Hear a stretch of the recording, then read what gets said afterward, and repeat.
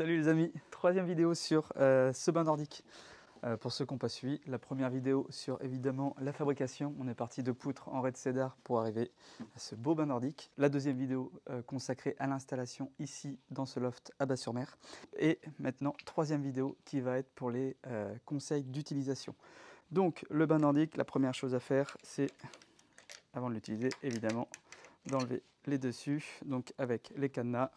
C'est la même clé, donc on commence par enlever les cadenas, puis après les dessus. Soyez pas étonnés si le dessus ne vieillit pas très bien, simplement parce que comme il y a beaucoup d'humidité en dessous et pas au-dessus, ou pas toujours, forcément il va peut-être tuer un petit peu. Moi je viendrai le retourner de temps en temps pour qu'il se remette en place, mais ne soyez pas étonnés s'il y a un vieillissement un petit peu plus rapide sur le dessus. Tac, on enlève le premier dessus. Vous faites attention, quand vous le manipulez, il y a une guirlande au-dessus.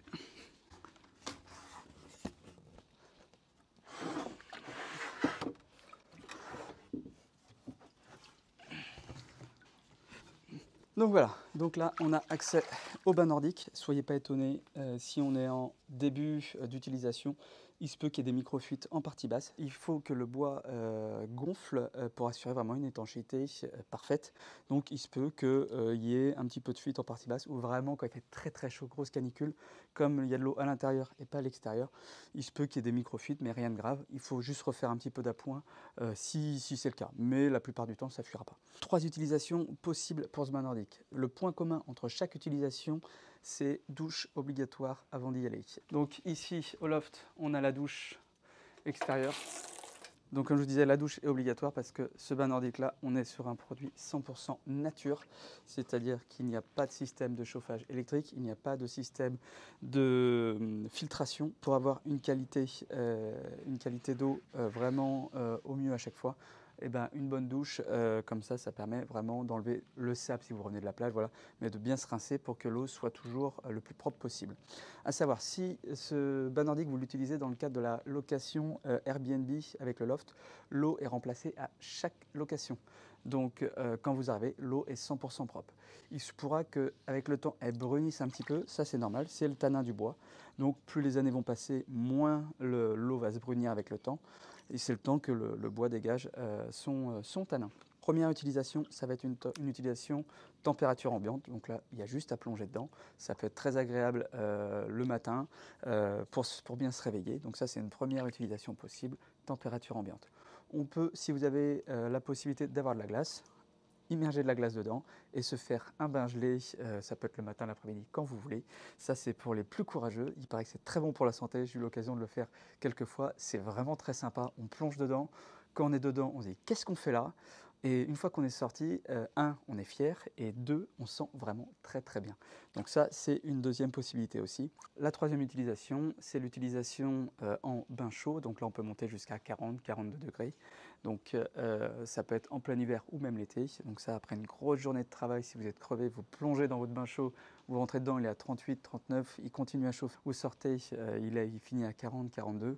Vous êtes crevé, une bonne nuit par-dessus tout ça, et le lendemain, vous êtes en forme internationale. Quand vous utilisez le bain nordique, évidemment, c'est sous votre responsabilité. Le conseil, c'est d'être 2 personnes, soit dedans ou une personne à proximité. Si vous avez quoi que ce soit dans le bain nordique, quelqu'un puisse vous voir, mais comme une piscine. Pour les enfants, évidemment, sous la responsabilité des parents. Si c'est utilisé par les enfants, restez soit à proximité avec un regard dessus, ou avec eux. C'est aussi un moment sympa en famille de pouvoir en profiter. Ne pas mettre en chauffe le bain nordique quand il n'y a pas assez d'eau. Il faut mieux avoir un petit peu trop d'eau. Là, si on y va à 2-3, ça va déborder, mais c'est pas grave. Mais au moins, le poêle est bien immergé et il n'y aura pas de problème de surchauffe. C'est pour ça que j'ai mis le bain dans cette disposition-là. L'accès, vous le verrez tout à l'heure, n'est pas le plus évident, mais ça nous permet surtout d'avoir la cheminée qui est le plus loin possible. On peut autrement avoir le réflexe quand on monte dans le bain nordique de vouloir tenir la cheminée, et je peux vous assurer que c'est très très chaud, donc c'est pour ça que je l'ai mis le plus loin de l'accès quand on rentre dans le bain nordique. Donc c'est pour ça que l'accès pour mettre le bois est ici. Ça, la pagaie va nous servir.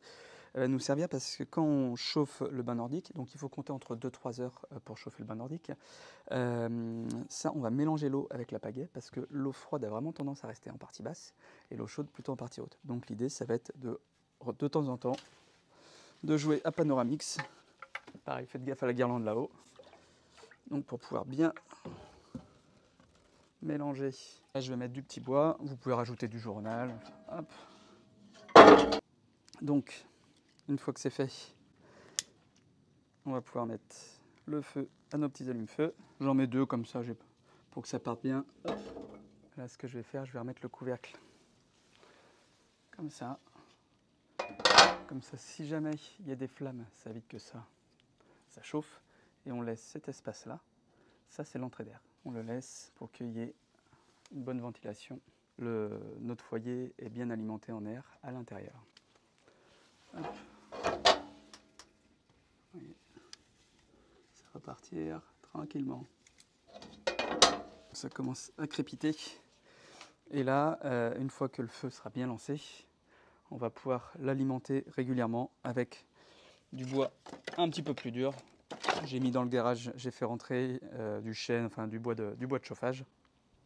Autrement, j'ai des chutes de bois qui sont plus denses, donc qui permettront de chauffer plus facilement. Bien vérifier que c'est toujours bien dynamique la flambée pour pas étouffer le feu. Mais si vous remettez régulièrement du bois, il ne faut pas attendre que le feu s'essouffle, il ne faut pas hésiter à mettre du bois régulièrement. Faut faire une belle flambée, mais il ne faut pas non plus que ce soit un brasier, parce qu'on risque d'endommager tout le matériel. Quand vous remettez du bois, surtout vérifiez aussi la température de l'eau. Comme je vous ai brassé aussi régulièrement, parce que ça évite de remettre du bois alors que le bain est déjà trop chaud, parce qu'après vous n'allez pas pouvoir l'utiliser, ou il va falloir attendre que le bain redescende en température pour l'utiliser, donc ce sera un petit peu dommage. Si vous utilisez le bain nordique dans ce loft, n'hésitez pas à fermer les grandes baies, parce que suivant d'où viennent les vents, ça peut mettre un peu de fumée à l'intérieur et ce sera un petit peu dommage pour le reste de la soirée, on va dire. Je vais prendre quelques secondes pendant que le bain nordique chauffe pour vous expliquer vraiment les avantages et l'expérience du bain nordique, qui est un petit peu moins connu chez nous que le jacuzzi. Vraiment, ce qui est sympa avec le bain nordique, bon, hormis qu'il y ait plusieurs utilisations possibles, bain froid, bain gelé, bain chaud, il y a également le fait que quand on est dedans, il n'y a pas un bruit. Donc suivant l'environnement où on est, ça peut devenir vraiment magique. Et aussi, une fois que vous êtes dedans, comme je vous disais, sans bruit, sans ronron, sans rien, vous avez vraiment l'odeur du Red Cedar qui est juste exceptionnelle. Ce côté relaxant, sans bruit, additionné avec l'odeur du Red Cedar, c'est vraiment une expérience hyper cool. Le petit bois a bien pris. Alors au début, mettez des petites bûches, pas les trop gros morceaux, pour bien lancer le feu, et puis après vous pourrez mettre un peu plus gros s'il y a besoin. Si vous avez besoin de faire la pointe en eau, vous avez loué ce loft, l'eau se trouve dans la cuisine extérieure. Vous avez le tuyau d'eau qui est juste en dessous ici, et le robinet qui est à gauche. Ça fait plusieurs fois que je remets du bois. La température commence à être bonne. Alors, pareil, quand vous manipulez le couvercle, vous prenez bien par le bois, parce que tout ce qui est en métal est vraiment très chaud. Donc soyez vigilants quand vous manipulez le couvercle. Uniquement le bois que vous touchez, rien d'autre. J'ai plus qu'à prendre une petite douche et puis essayer tout ça.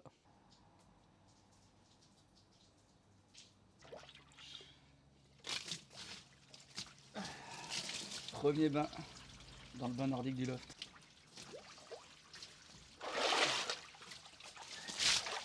Une fois que vous avez utilisé le bain nordique, plus qu'à remettre le dessus. Alors n'hésitez pas à le faire à deux s'il faut. Autrement vous le posez comme ça puis vous le faites glisser. C'est bien de le remettre tout de suite parce que s'il y a des enfants,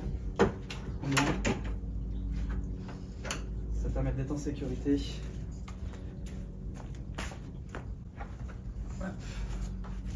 Alors même si ça donne envie, c'est pas une piste de danse ça. Si quelqu'un monte dessus, ça casse tout de suite, hein, je préfère vous le dire. Le bain nordique est refermé en sécurité. Donc voilà les amis, j'espère que cette vidéo vous sera utile, que ce soit pour le bain nordique ici ou un autre ailleurs. Et ben, je vous souhaite une bonne fin de journée et je vous dis à très vite dans d'autres vidéos. Salut tout le monde.